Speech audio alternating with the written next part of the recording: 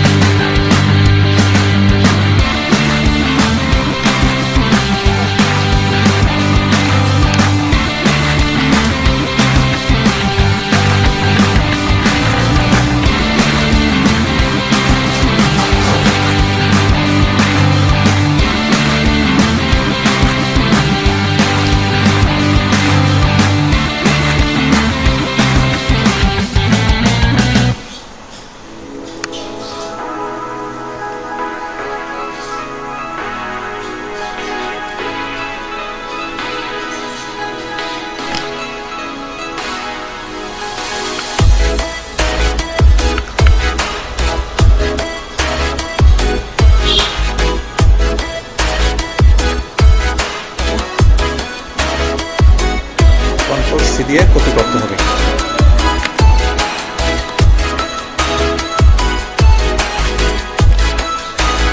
ছবির এখানে control V দিয়ে পেস্ট করতে হবে। তারপর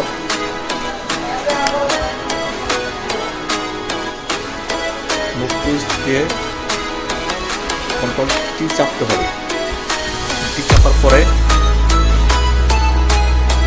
ল্যাবটিকে ইচ্ছামতো অ্যাডজাস্ট করতে হবে। অ্যাডজাস্ট করার পরে এটা দিতে হবে। এটা হয়ে গেলে অবশ্যই অপশন থেকে